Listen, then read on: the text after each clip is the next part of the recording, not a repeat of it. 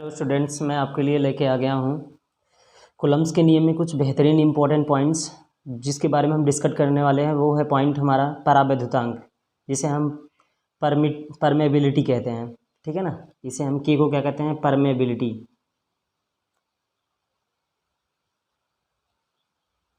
तो हम स्टोरी सुनाने वाले हैं आपको के बारे में।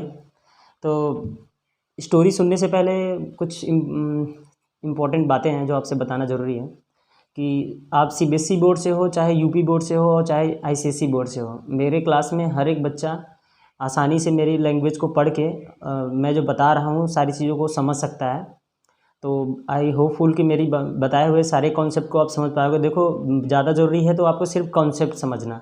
अगर आप एक बार कॉन्सेप्ट समझ जाते हैं तो कोई चीज़ आपको रटने की ज़रूरत नहीं है और कोई चीज़ बहुत ज़्यादा सोचने की ज़रूरत नहीं है। तो एक बार आप कॉन्सेप्ट देखते ही सारी बातें आपके दिमाग में चली जाएंगी। तो सबसे पहले हम कूलम्ब्स के नियम के बारे में बात करेंगे।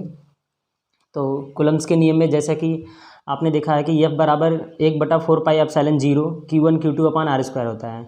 ठीक है, अब वो बात अलग है कि हम अगर एयर के लिए लेते हैं के की वैल्यू तो वो हो जाती है 9 × 10⁹, और ये 9 × 10⁹ जो होता है वो हमारा बराबर होगा 1/4πε0 के। तो 1/4πε0 की वैल्यू जो होती है वो 9 × 10⁹ होती है जब हम एयर के लिए लेंगे तब। तो आप देख रहे हैं कि यहाँ पे के क्या है, हमारा डिपेंड्स ऑन मीडियम है। तो के क्या है हमारा, यहाँ पे जो ये के है जिसके बारे में हम बात कर रहे हैं वो क्या है, डिपेंड्स अपॉन मीडियम है, माध्यम पे निर्भर करता है। इसमें आप देख रहे हैं कि एक अपसाइलेन आ रहा है। हालांकि ये पहले अपसाइलेन आता है लेकिन हमने यहाँ अपसाइलेन 0 लिखा है क्योंकि अगर ये मैं एयर के लिए ले रहा हूँ तब यहाँ अपसाइलेन 0 आता है। वैसे फर्दर केस में हम यहाँ पे पहले रहता क्या है, तो सबसे शुरू में रहता है के का मान होता है 1/4π अपसाइलेन होता है। तो ये परमिटिविटी ऑफ मीडियम होता है। ये क्या होता है, मीडियम की परमिटिविटी होता है। ऐसा लगता है जैसे ये फोर्स को परमिट कर रहा है कि फोर्स बढ़ाओ बढ़ाओ फोर्स को, लेकिन ऐसा कुछ भी नहीं होता है, ये फोर्स को घटाता है। तो इसका नाम इंग्लिश में है परमिटिविटी ऑफ मीडियम। हालांकि इसे हिंदी में कहते हैं विद्युतशीलता। विद्युतशीलता, ठीक है। तो अभी आप देखेंगे यह कोलंबियन को कम कर देता है, जैसा कि मैंने बताया कोलंबियन बल को क्या कर देता है, कम कर देता है। इसका कार्य चार्ज के आवेशों के बीच में फील्ड को परमिशन देना होता है। इसका काम, जो चार्ज होते हैं उनके बीच में फील्ड बनती है, इलेक्ट्रिक फील्ड बनती है, उनको परमिशन देता है। तो ऐसा लगता है जैसे फोर्स को ये बढ़ा रहा है, तो ऐसा होता नहीं है। असल में ये बढ़ने पर हमारा फोर्स क्या हो जाता है, कोलंबियन फोर्स क्या हो जाता है, घट जाता है।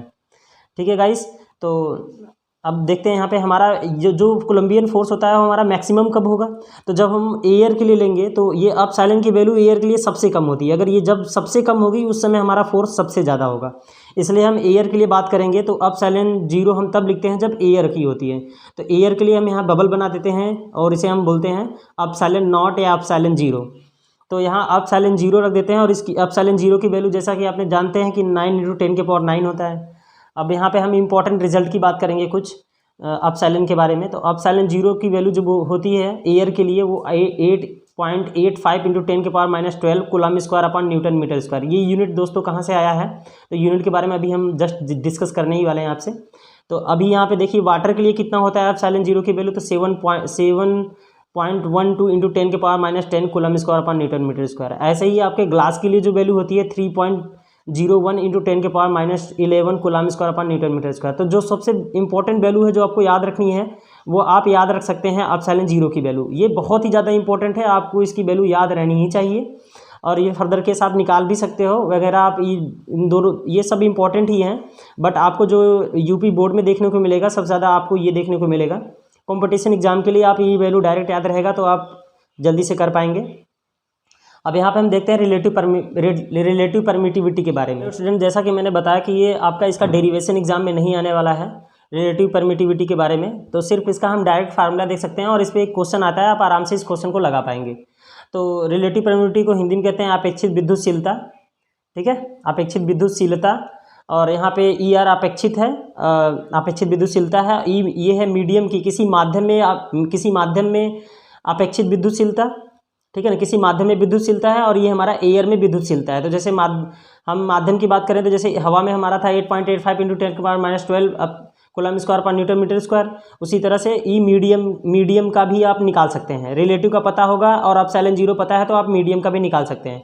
कोई दो पता हो तो आप तीसरा इसमें से निकाल सकते हैं। तो इस पर एक क्वेश्चन आएगा तो हम उस क्वेश्चन को देख लेते हैं, जो क्वेश्चन काफ़ी बार आया हुआ है और जो क्वेश्चन बहुत ज़्यादा इंपॉर्टेंट भी है। तो उसी क्वेश्चन को हम देख लेते हैं। तो यहाँ पे एक क्वेश्चन है आपके सामने, ER of water is 81, find out EW। तो यहाँ पे जल का अपेक्षित विद्युतशीलता 81 दिया है, तो सिर्फ और सिर्फ जल की विद्युतशीलता बताएं। तो हमें जल की विद्युतशीलता बताना है। तो जैसा कि फार्मूला हमारे पास है, रिलेटिव परमिटिविटी होता है हमारा मीडियम का, माध्यम का, किसी माध्यम की विद्युतशीलता बटे हवा की विद्युतशीलता। तो यहाँ पे हम माध्यम की विद्युतशीलता दे रखा है 81, हमें वाटर के लिए पता करना है। तो ये इसमें जाएगा मल्टीप्लाई हो जाएगा, तो ये इसमें जाएगा मल्टीप्लाई हो जाएगा। चाहे तो हम एप्सिलॉन 0 की वैल्यू रख करके हम इसकी वैल्यू पूरी की पूरी न्यूमेरिकली वैल्यू पता कर सकते हैं। वैसे ये भी आंसर सही है। तो हमें वाटर की विद्युतशीलता पता चल गई। अब हम बात करेंगे यूनिट ऑफ के बारे में। जैसा कि मैंने कहा था कि आपको यूनिट ऑफ के बारे में बताना है, मुझे एप्सिलॉन 0 का यूनिट बताना है। तो देखते हैं यूनिट कैसे निकलेगा। तो F बराबर 1/4 एप्सिलॉन 0 होता है Q1 Q2 अपान R स्क्वायर। तो F बराबर होता है K Q1 Q2 अपान R स्क्वायर। तो यहाँ से हम K की वैल्यू निकालेंगे। तो K की वैल्यू निकालेंगे तो ये जाएगा इसमें मल्टीप्लाई अपान Q1 Q2 इसके अपॉन में आ जाएगा। ठीक है, तो आराम से अब देख लेते हैं K का यूनिट। तो जो बल का यूनिट होता है वो न्यूटन होता है, और जो हमारा दूरी होता है उसका यूनिट होता है मीटर स्क्वायर, और जो हमारा आवेश होता है उसका होता है कूलाम। तो यहाँ पे एक बार फिर से देख लेंगे, जो बल होगा उसका क्या होगा, न्यूटन होगा। जो दूरी होगा उसका क्या होगा, मीटर होगा, जो कि स्क्वायर है तो मीटर स्क्वायर हो जाएगा। और हमारा जो आवेश होता है आवेश जो होता है हमारा, जो चार्ज होता है उसकी यूनिट होती है हमारी कूलाम। ठीक है, जिसे हम C से दिखाते हैं। इसलिए इसकी यूनिट जो हो जाएगी वो हमारी हो जाएगी newton metre square upon coulomb square.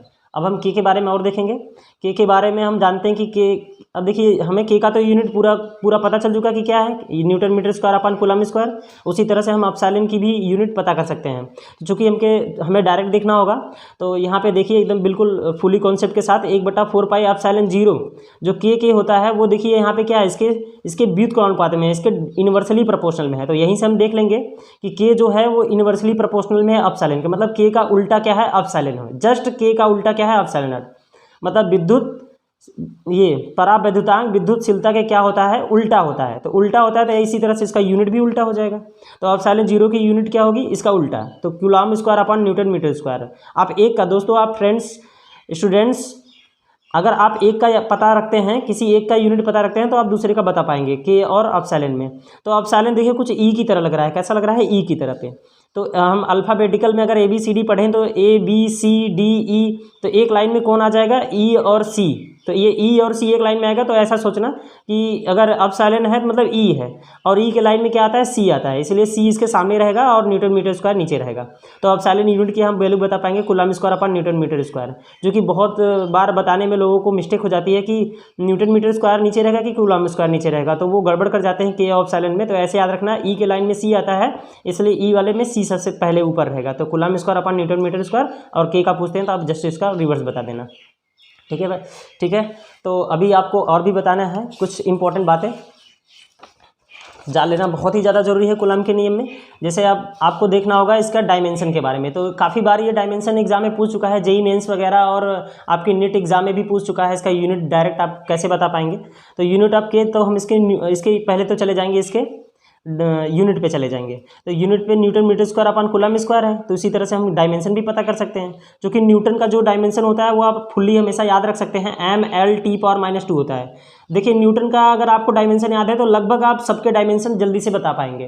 तो ये एक ट्रिक है, आप मान के चलिए। तो न्यूटन का हमेशा आप डायमेंशन आप याद रखिए, mL/-2। तो न्यूटन का होता है mL/-2, और मीटर का होगा L², और कूलम का होगा AT, क्योंकि Q बराबर होता है IT।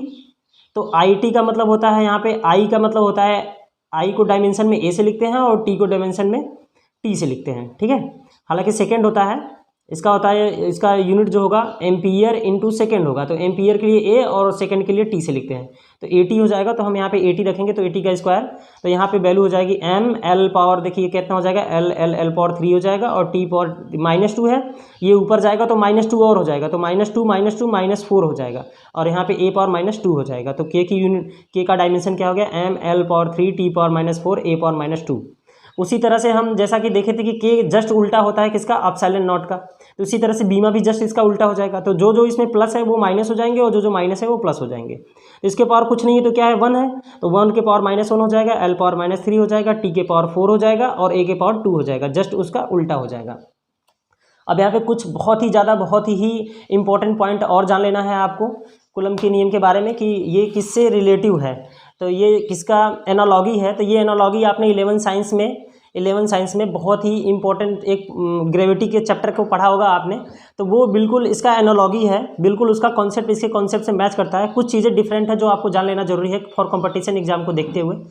तो यहाँ पे आपको क्या देखना है कि यहाँ पे जो हमारा कोलम्बियन फोर्स होता है Q1 Q2 अपन r², उसमें क्या होता है, अट्रैक्शन और रिपल्सन दोनों होता है। अभी इसके बारे में हम बात करते हैं। तो यहाँ पे देखिए हमारा जो ग्रेविटेशनल फोर्स होता है वो Gm1 m2 अपन r², तो जो चार्ज का कॉन्सेप्ट और मास का कॉन्सेप्ट दोनों का सेम होता है, ठीक है ना। कुछ बातें होती हैं जो इन दोनों को अलग कर देती हैं। तो ग्रेविटेशनल फोर्स जो होता है वो हमारा होता है Gm1 m2 अपन r², और यहाँ पे इलेक्ट्रिकल जो हमारा कोलम्बियन फोर्स होता है वो Q1 Q2 अपन r²। देखिए कितना सिमिलर है, ये भी इन्वर्स स्क्वायर लॉ को फॉलो कर रहा है और ये भी इन्वर्स स्क्वायर लॉ को फॉलो कर रहा है। इसमें भी वही कांस्टेंट है और इसमें भी कांस्टेंट है, लेकिन ये ग्रेविटेशनल कांस्टेंट है। यहाँ चार्ज की जगह पे सिंपली मास है, तो चार्ज और मास का कॉन्सेप्ट लगभग सेम ही होता है। तो यहाँ पर हम बात करेंगे इसमें डिफरेंस क्या है फिर। तो इसमें डिफरेंस है हमारा जो इलेक्ट्रिकल फोर्स होता है इसमें रिपल्सन और अट्रैक्शन दोनों होता है। बोले तो आकर्षण और प्रतिकर्षण बल दोनों होता है। आप इसे हिंदी में भी लिख सकते हैं, आकर्षण और प्रतिकर्षण दोनों होता है। हम अगर कोलम्बियन फोर्स के बारे में बात करेंगे तब, और अगर हम बात करेंगे ग्रेविटेशनल फोर्स के बारे में तो सिर्फ और सिर्फ इसमें आकर्षण होता है, सिर्फ और सिर्फ ओनली और ओनली आकर्षण होता है। तो आकर्षण के सिवाय इसमें कुछ नहीं होता है। अगर ये कुछ भी करेगा तो सिर्फ इसमें आकर्षित होगी, कोई पिंड इसमें आकर्षित होगा, कोई भी ऑब्जेक्ट आकर्षित होगा, इसमें प्रतिकर्षित नहीं होगा, रिपल्सन नहीं होगा उसमें। तो सबसे बड़ा अंतर ये देखने को मिला इसमें। और ये मीडियम पे, ये माध्यम पे डिपेंड करता है। ये किस पे डिपेंड करता है, ये माध्यम पे डिपेंड करता है। तो जो हमारा ग्रेविटेशनल फोर्स होता है वो माध्यम पे डिपेंड करता है, जबकि हमारा जो हमारा कोलम्बियन फोर्स होता है वो हमारा क्या होता है, डिपेंड्स अपॉन मीडियम पे होता है। तो ये माध्यम पे निर्भर नहीं करता है गाइस। फिर से देख लीजिए ध्यान से, ये जो हमारा Fg होता है, हमारा ग्रेविटेशनल फोर्स होता है वो माध्यम पे निर्भर नहीं करता है। कोई भी माध्यम हो, पानी हो, हवा हो, तेल हो, कुछ भी हो, कहीं भी ये बल उतना ही लगेगा अट्रैक्टिव वाला। जबकि हमारा कोलम्बियन फोर्स में माध्यम के बदल जाने पर ये कोलम्बियन फोर्स भी बदल जाता है, इसलिए ये माध्यम पे निर्भर करता है। तो आई होपफुल गाइस आप इसके बारे में पूरी तरह से समझ पाए होंगे। एक इम्पॉर्टेंट और है कि अगर हम इसमें ये बात करें कि Fe/Fg में जो रिलेशन होता है वो होता है 10⁻42। तो ये भी काफ़ी बार एग्जाम में पूछा गया है, डायरेक्ट रिलेशन। तो आई होपफुली आप बहुत ही भयंकर तरीके से फिजिक्स को कॉन्सेप्ट को समझ पाए होंगे। कोलम्बियन और के की कहानी पूरा इसका निचोड़ समझ पाएंगे। तो आपके सपोर्ट की बहुत ज़्यादा ज़रूरत है मुझे, और आप ज़्यादा से ज़्यादा मुझे कमेंट कीजिए और लाइक कीजिए मेरे चैनल को। मैं ऐसे ही वीडियो लाता रहूँगा आपको अच्छे और बहुत ही शॉर्ट फॉर्म में आपको पूरी फिजिक्स का नॉलेज देता रहूँगा। तो गाइस आई होपफुली कि आपको इस पूरा कोलम्बियन फोर्स और एप्सिलॉन 0 और के की कहानी पूरी समझ में आई होगी। तो प्लीज़ सब्सक्राइब माय चैनल और हेल्प गाइस, बहुत ज़्यादा ज़रूरत है आपके हेल्प की इस समय मुझे। तो सब्सक्राइब माय चैनल प्लीज़।